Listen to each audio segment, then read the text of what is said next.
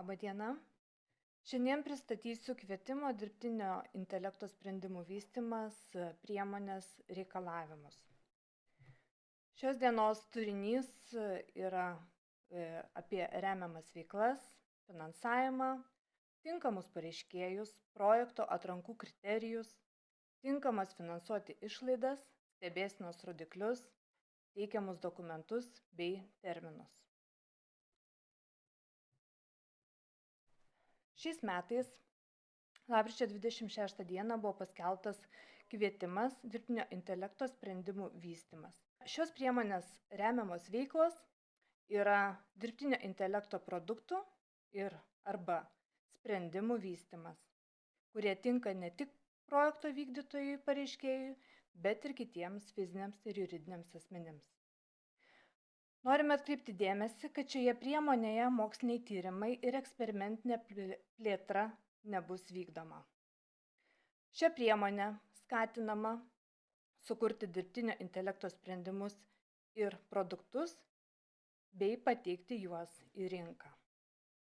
Aprašas numato dirbtinio intelekto produktų ir sprendimų sąvoką. Produktas ir sprendimas šioje priemonėje laikoma prekė, materialus ar nematerialus turtas ir arba paslauga. Produktas ir sprendimas negali būti skirtas tik pareiškėjui ar kitam konkrečiam fiziniam ar juridiniam asmeniui. Turi būti tinkamas ir kitiems galutiniams vartotojams rinkoje.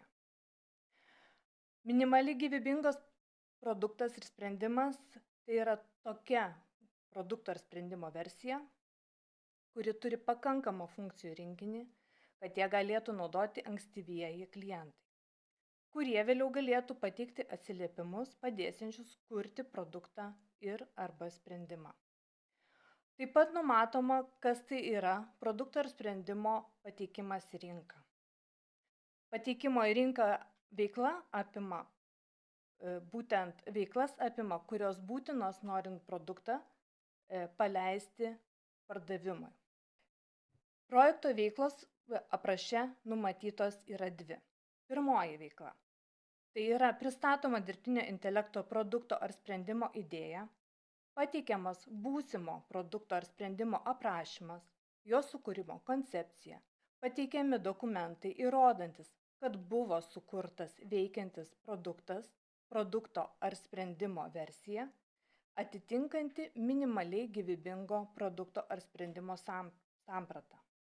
Arba veikla, kuria sukuriamas išvystytas produktas ir sprendimas bei pateikiamas į rinką.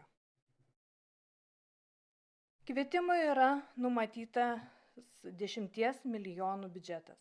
Finansavimo intensyvumas numatytas iki 80% tinkamų finansuoti išlaidų. Teikiant paraišką, pasirenkama, kurią pirmą ar antrą veiklą projekto gyvenimo metu vykdys pareiškėjas. Jei numatoma, kad bus vykdoma pirmoji veikla, kuria yra sukuriama bandomoji versija, tokių atvejų finansavimo suma yra iki 78 000 eurų. Mažiausia suma 20 000. Jei numatoma, kad projekto metu bus kuriamas išvystytas produktas bei pateikiamas į rinką, tokiu atveju finansavimas bus skiriamas iki 138 000 eurų, o mažiausias finansavimas 40 000. Atkreipiu dėmesį, kad finansavimas yra de minimis pagalba. Taip pat yra numatyta, kad finansavimas skiriamas įmonėms vykdančiams veiklą ar registruotoms tik vidurio ir vakarų Lietuvos regione. Sostinės regione veikiančiams įmonėms finansavimas nėra tinkamas finansuoti. Projekto veiklų priskirimo regionui vertinimas atliekamas vadovaujantis viešosios įstaigos centrinės projektų valdybos agentūros direktoriaus patvirtintomis rekomendacijomis dėl projektų išlaidų atitikties ES fondų reikalavimams. Jei projektą planuoja įgyvendinti pramonės sektoriuje veikianti įmonė, projekto išlaidos priskiriamos vidurio vakarų Lietuvos regionui pagal registracijos vietą ar pagal faktinę įmonės veiklos vykdymo vietą. Pagrindžiantis dokumentai yra patalpų, nuosavybės, nuomos dokumentai registruoti valstybinės įmonės registrų centro registre. Kai projekto veiklą įgyvendina informacinių ir ryšių technologijų sektoriaus įmonė, projekto išlaidos priskiriamos vidurio vakarų Lietuvos regionui pagal tai, kur yra įmonė registruota. Šiam atitikimui tikrinama yra dokumentai, būtent įmonės registracijos vietą patvirtinantis dokumentai registruoti registrų centre. Reikalavimai pareiškėjams. Tinkamas pareiškėjas yra labai maža ar vidutinė įmonė, veikianti trumpiau nei 2 metus iki projekto gyvendinimo plano PIP pateikimo. Paskutinių 2 metų metinės pardavimo pajamos kiekvienais metais turi būti ne mažesnės kaip 145 000 eurų. Pareiškėjo pagrindinė veikla pagal EVRK 2.1 redakcijos klasifikatorių yra informacinių ir ryšių technologijų ir arba pramonės srityje. Konkrečiau, tai yra pramonės sektoriui priskiriamos B sekcijos ir C sekcijos vykdomos veiklos su nedidelėmis išimtimis. Informacinių ir ryšių technologijų sektoriui priskiriamos yra K sekcijos nurodytos veiklos. Įmonės pardavimo pajamos iš pramonės ar informacinių ir ryšių technologijų įmonės veiklos bent 2 metus sudaro ne mažiau kaip 51% visų įmonės veiklų pardavimo pajamų kiekvienais metais. Pramonės įmonė laikoma įmonė, kurios pardavimo pajamos iš pramonės įmonės veiklos bent 2 metus iki PIP pateikimo sudaro ne mažiau kaip 51% visų įmonės veiklų pardavimo pajamų kiekvienais metais. Atitinkamai toks pat reikalavimas taikomas ir informacinių ir ryšių technologijų įmonėms. Pagrindinės pajamos 51% turi sudaryti iš informacinių ir ryšių technologijų veiklos. Taip pat tinkamas pareiškėjas neturi turėti pritaikytų tarptautinių sankcijų ar priimtų ES sankcijų. Pareiškėjas turi atitikti specialiuosius kriterijus. Pirmieji 2 kriterijai yra vertinami pagal PIP pateiktą informaciją, valstybės duomenų agentūros informaciją bei juridinių asmenų registro duomenimis. Trečiasis specialusis kriterijus yra taikomas būtent kuriamam dirbtinio intelekto sprendimui ar produktui. Dirbtinio intelekto sprendimas ar produktas turi atitikti bent vieną iš dirbtinio intelekto sričių.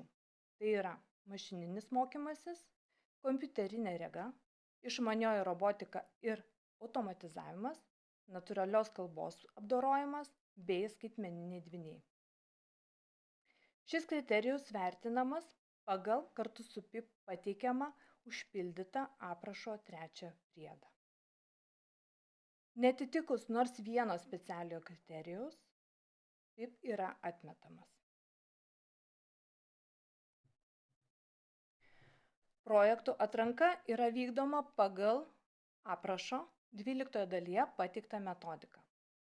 Tai yra peržiūrint atitikimą projektų atrankos kriterijams. Projektai atrenkami konkurso būdu, tai yra finansuojami projektai, kurie surenka daugiausiai balų. Projektas nefinansuojamas, jei atrankos vertinimo metu surenka mažiau nei 40 balų. Apraše numatyti 4 prioritetiniai kriterijai. Maksimalus kriterijaus balas kiekvieno yra 5 balai. Tačiau kiekvienas kriterijus turi savo svorio koeficientą. Kiekvieną kriterijų aptarsime detaliau.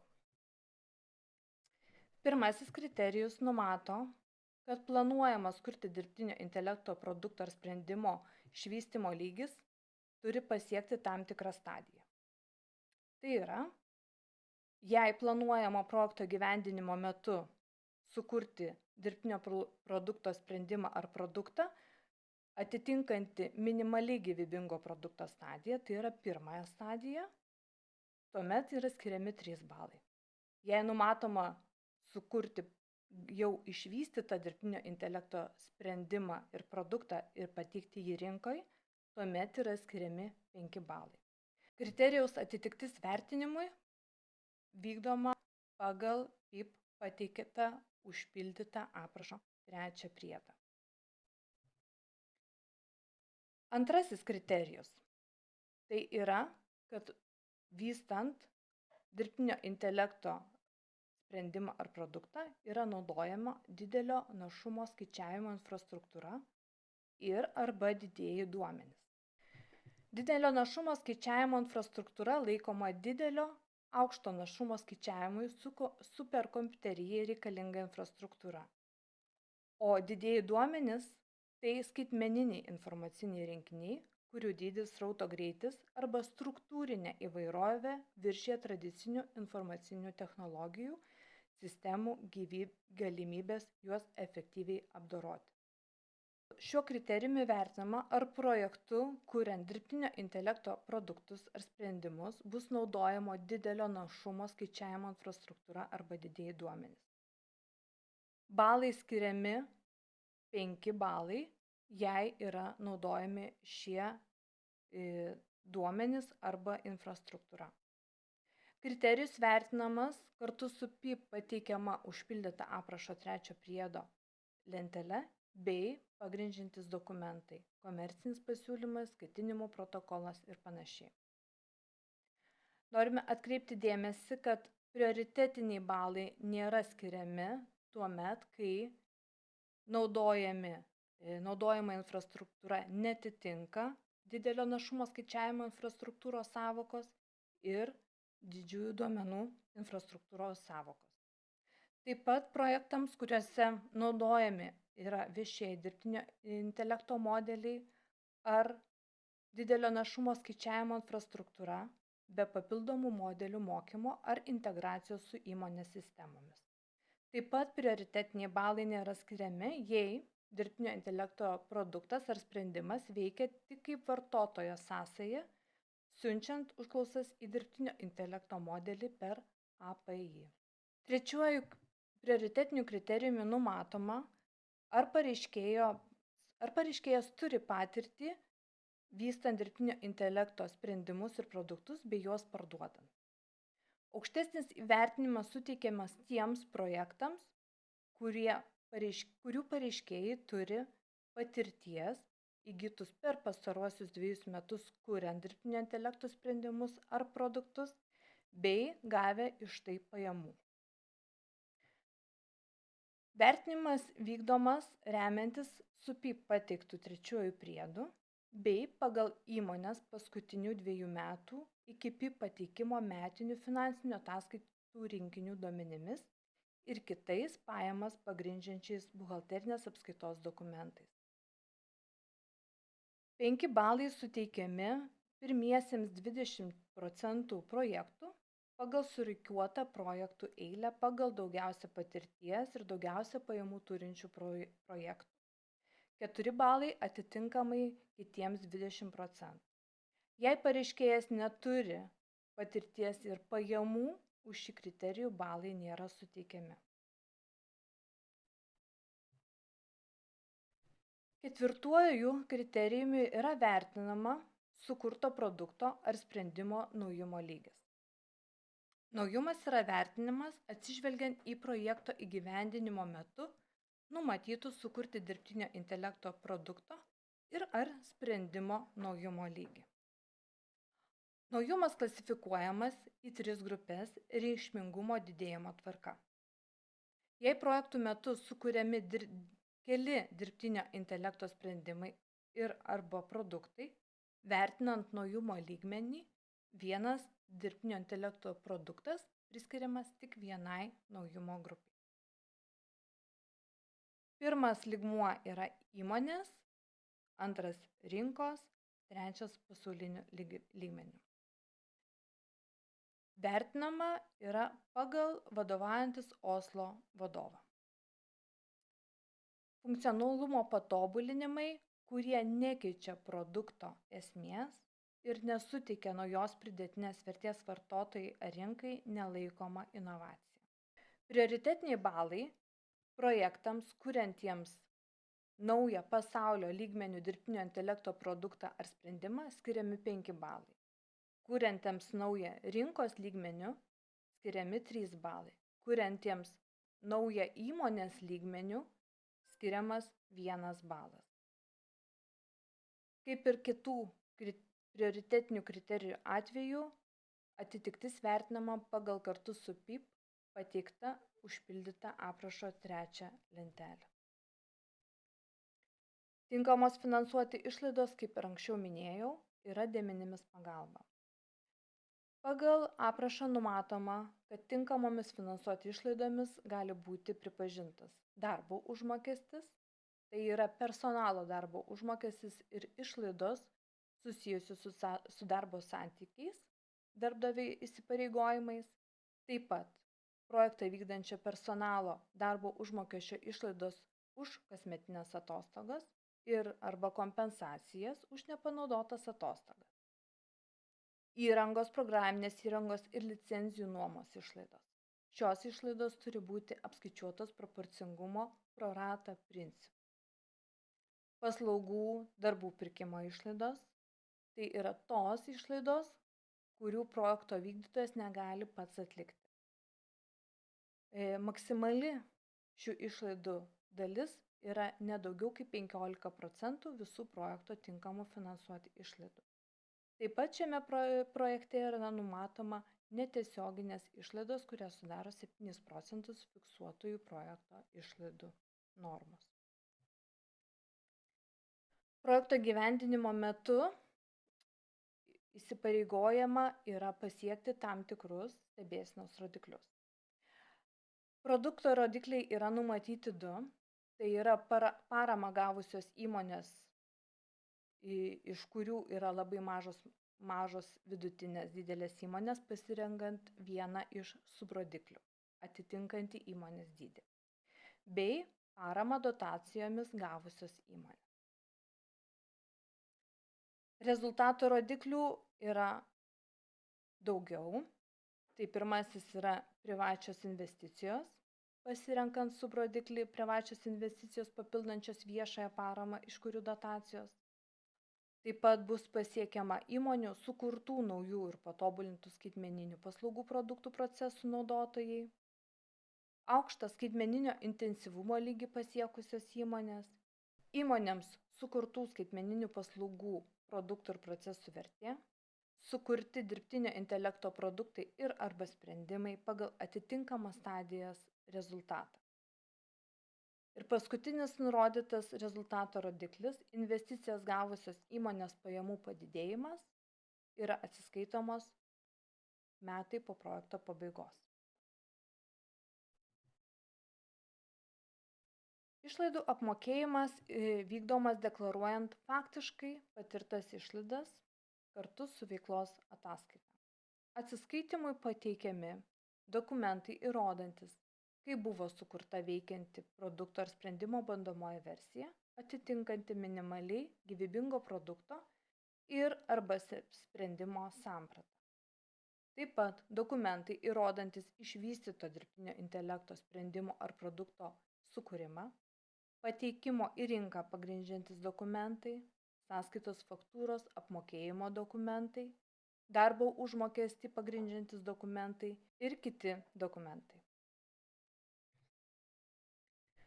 Kartu su projekto įgyvendinimo planu pareiškėjas turi pateikti atsakingo valdymo organo, dažniau atveju tai yra akcininkų protokolas, dėl projekto finansavimo. Jame turi būti nurodyti numatoma skirti finansavimo suma bei pagrįstas finansavimo šaltinis. Nuosavo finansavimo šaltiniai gali būti įmonės apyvartinės lėšos, banko kredito unijos paskolos, juridinio ar fizinio asmens paskola. Jei numatoma, kad nuosavas įnašas finansuojamas bus iš įmonės apyvartinių lėšų, galime paprašyti pateikti tarpinius finansinės atskaitomybės dokumentus. Jei planuojama projektą finansuoti iš paskolos lėšų, numatoma, kad ne vėliau kaip iki projekto sutarties pasirašymo pareiškėjas turi būti sudaręs paskolos sutartį ir ją pateikęs inovacijų agentūrai. Jei pareiškėjas per nustatytą terminą dokumento nepateikia, pasiūlymas pasirašyti finansavimo sutartį netenka galios ir projektas nėra finansuojamas. Jei pareiškėjas skolinasi ne iš kredito įstaigos, banko ar kredito unijos, pareiškėjas iki projekto sutarties pasirašymo turi pateikti skolintojo finansinį pajėgumą skolinti atitinkamų lėšų sumą įrodančius dokumentus. Jei projekto finansavimą užtikrina juridinis asmuo, kartu su projekto įgyvendinimo planu turite pateikti pareiškėjo akcininkų arba nesusijusio juridinio asmens sprendimą suteikti paskolą, patvirtintų metinių finansinių ataskaitų rinkinius už 2 paskutinius metus, skolintojo kreditorių ir debitorių sąrašą, prognozinius pinigų srautus, dokumentus pagrindžiančius planuojamus pardavimus bei juridinio asmens paskolos sutartį. Jei finansavimas bus užtikrintas paskola iš fizinio asmens, kartu su PIP turėtumėte pateikti dokumentus pagrindžiančius fizinio asmens kredito istoriją, paskutinio laikotarpio pajamų deklaraciją teiktą mokesčių administratoriui, dokumentus, kurie susiję su turimu turtu, banko sąskaitos apyvartas bei turimų vertybinių popierių sąrašą. Visi šie dokumentai yra vertinami pagal pareiškėjo projekto vykdytojo įnašo šaltinių užtikrinimo vertinimo metodiką. Kiti reikalavimai, kuriuos norėčiau paminėti, tai yra projektų veiklų pradžia gali būti ne anksčiau nei PIP pateikimo diena. Projekto veiklos turi būti pradėtos įgyvendinti ne vėliau kaip per 1 mėnesį nuo projekto finansavimo sutarties pasirašymo dienos. Projekto gyvenimo trukmė iki 12 mėnesių nuo projekto sutarties pasirašymo dienos. Taip pat šiai priemonei yra taikomas projekto parengtumo reikalavimas, tai reiškia, kad su projekto gyvenimo planu turi būti pateiktas užpildytas aprašo 3 priedas.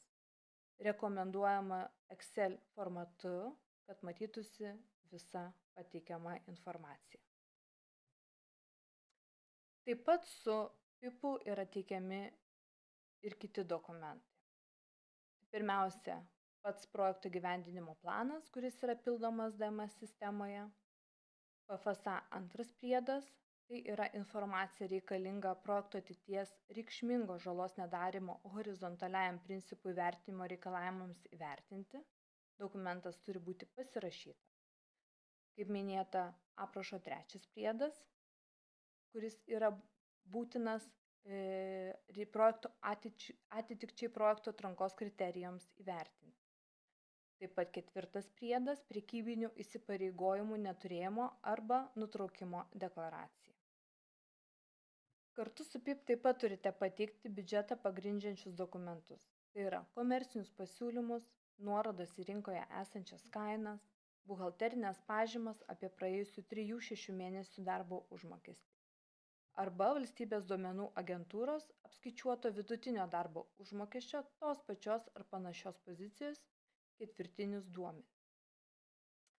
Pažyma darbo užmokesčiui apskaičiuoti taip pat yra teikiama kartu su PIP. Pateikiamas ir finansavimo šaltinis.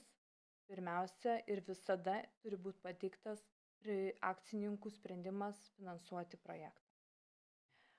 Užpildomas ir pateikiamas informacijos apie suteiktą valstybės pagalbą dokumentas.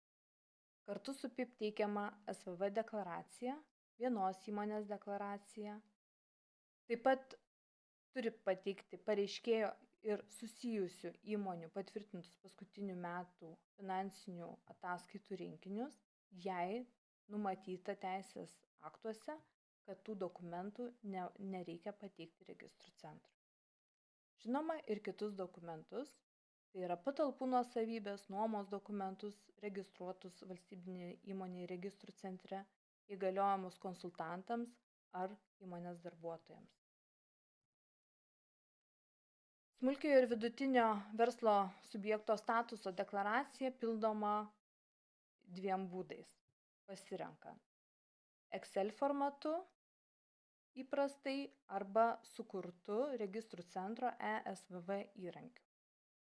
Atkreipiame dėmesį, kad registrų centro įrankis yra mokamas, dalis duomenų iš valstybės registrų perkeliama automatiškai, likę duomenys privalomi rankiniu būdu užpildyti.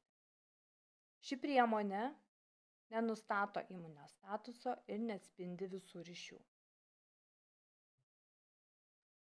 Valstybės pagalbos mokomoji medžiaga, tai yra apie statuso įvertinimą, de minimis pagalba, yra pateikiama inovacijų agentūros tinklalapyje.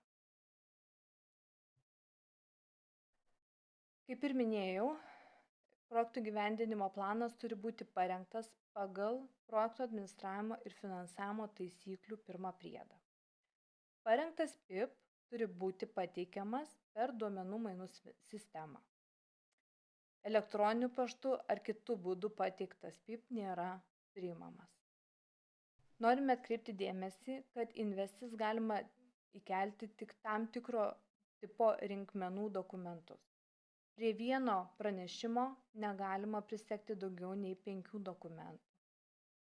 Rekomenduojama kurti ad hoc tipo dokumentą, į jį įkelti visus dokumentus ir pateikti per investi.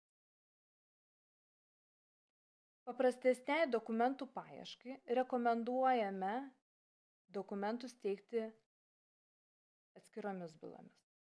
Tai yra nerekomenduojama skenuoti ir jungti skirtingų dokumentų į vieną didelę bylą. Dokumentų pavadinimai turi atspindėti dokumentų turinį ir rekomenduojama žymėti versijas, kadangi dokumentus gali tikslinti vertinimo metu. Kvietimo pradžia paskelbta lapkričio 26 ir kvietimas galios iki 2026 m. vasario 2 dienos 17 val. Vertinimo pabaigos terminas numatomas 2026 m. gegužės 15 diena.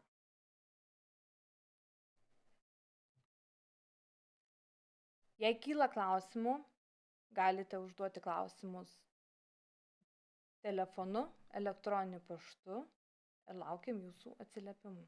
Ačiū.